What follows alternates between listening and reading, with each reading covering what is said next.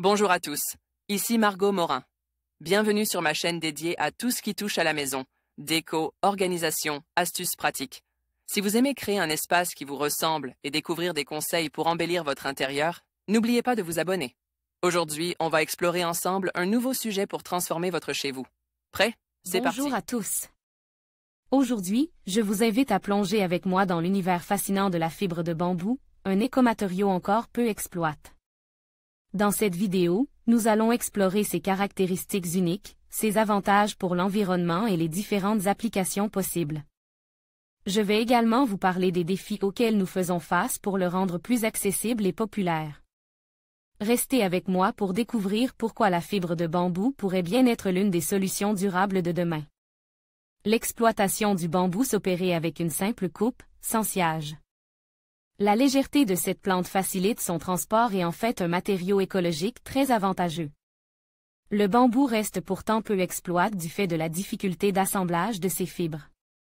Dans la construction, le bambou est surtout transformé en lamelles, en fibres ou en poudre.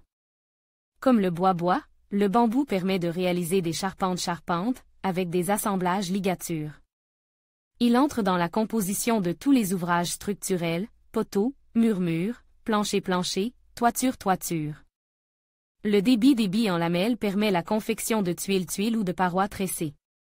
Sa forme en tube est mise à profit pour réaliser des canalisations ou des conduites d'eau, une fois que les cloisons intérieures de la tige ont été enlevées.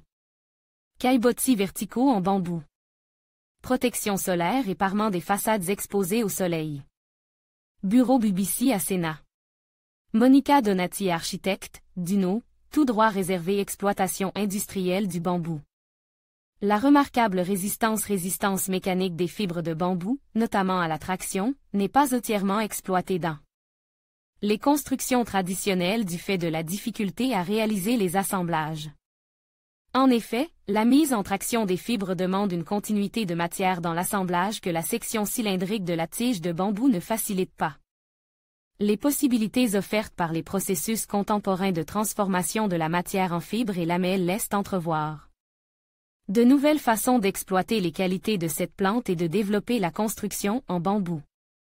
Les maisons là-haut de la bambouserie d'Anduze sont entièrement réalisées en bambou. AB, tout droit réservé lamelles de bambou. Les chaumes sont débités en lamelles dans le sens de la longueur et débarrassés de leur couche externe. Certaines fabrications prévoient la mise en étuve des lamelles avant transformation ultérieure.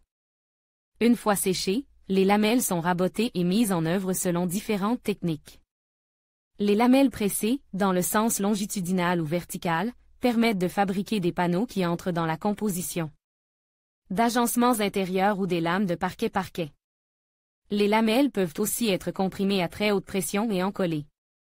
Le matériau obtenu possède des caractéristiques plus uniformes que le bambou naturel. Il est plus dur et plus résistant. Fibres et poudre de bambou. Le défibrage et le déchiquetage des tiges de bambou transforment le matériau en fibres ou en poudre qui entre dans la composition de nombreux matériaux. Dans le secteur du bâtiment, les fibres sont employées en tant que renfort de matériaux soumis à de fortes dilatations.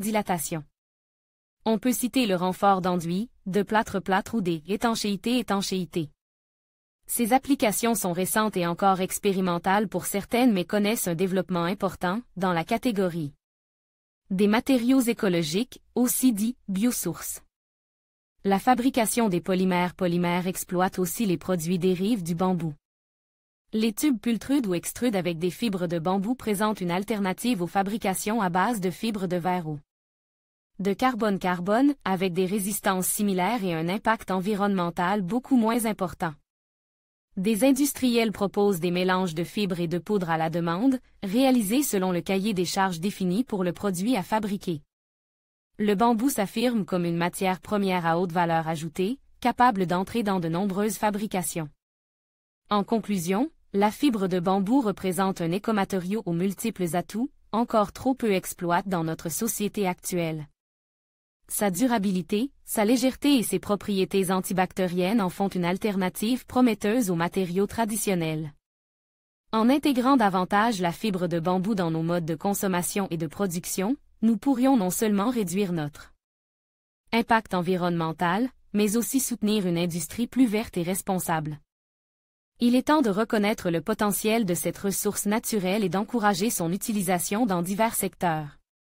Ensemble, faisons le choix d'un avenir plus durable.